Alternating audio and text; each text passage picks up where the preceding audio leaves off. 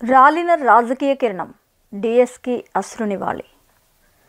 రాజకీయ దురంధరుడు, రాజకీయాలను అవపోసన పట్టిన రాజకీయ కురువృద్ధుడు, ఎందరో నేతలను తయారు చేసిన పొలిటికల్ కింగ్ మేకర్గా పేరొందిన మహానేత, అందరికీ సుపరిచితులు మన ధర్మపురి శ్రీనివాస్. అందరూ ముద్దుగా డిఎస్ అని పిలిచేవారు. కానీ ఆ పిలుపుకి అందనంత దూర లోకాలకి వెళ్ళిపోయారు. ఆయన ఇక లేరు అన్న మాటను జీర్ణించుకోలేని సీనియర్ జూనియర్ రాజకీయ నాయకులు, ప్రజలు శోక సముద్రంలో మునిగిపోయారు. ఇప్పుడు ఒకసారి ఆయన ప్రస్థానం చూద్దాం. 1948 సెప్టెంబర్ 27న జన్మించిన డిఎస్ నిజాం కళాశాల నుంచి డిగ్రీ పూర్తి చేశారు. 1989లో కాంగ్రెస్ పార్టీ తరపున బరిలోకి దిగిన ఆయన నిజామాబాద్ అర్బన్ నుంచి తొలిసారి అసెంబ్లీకి ఎన్నికయ్యారు. అనంతరం 1999, 2004లో ఎమ్మెల్యేగా గెలిచారు.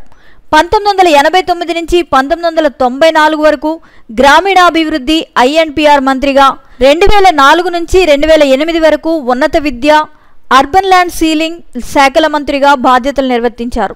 2004-2009 ఎన్నికల సమయంలో పిసిసి అధ్యక్షునిగా ఉన్నారు. 2004లో తెరాసతో కాంగ్రెస్ పొత్తులో క్రియాశీలక పాత్ర పోషించారు. కాంగ్రెస్ పార్టీ అధికారంలోకి రావడంలో వైఎస్తో కలిసి పనిచేశారు. సోనియా గాంధీకి విధేయునిగా డిఎస్కు ప్రణబ్ ముఖర్జీ తదితర సీనియర్ నేతలతో సన్నిహిత సంబంధాలు ఉన్నాయి.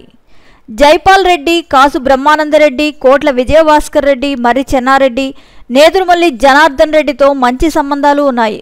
2013 నుంచి 2015 వరకు శాసనమండలి సభ్యునిగా బాధ్యతలు చేపట్టారు.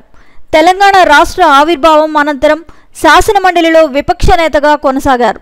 రెండోసారి ఎమ్మెల్సీగా అవకాశం రాకపోవడంతో అసంతృప్తి చెంది 2015లో రాష్ట్ర ప్రభుత్వ అంతర్రాష్ట్ర వ్యవహారాల సలహాదారునిగాని పనిచేశారు.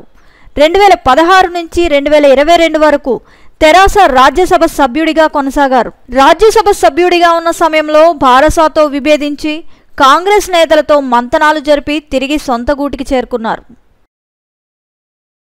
నిరంతర సంచలన వార్తా సమాచారం కోసం వీక్షిస్తూనే ఉండండి మా VST న్యూస్.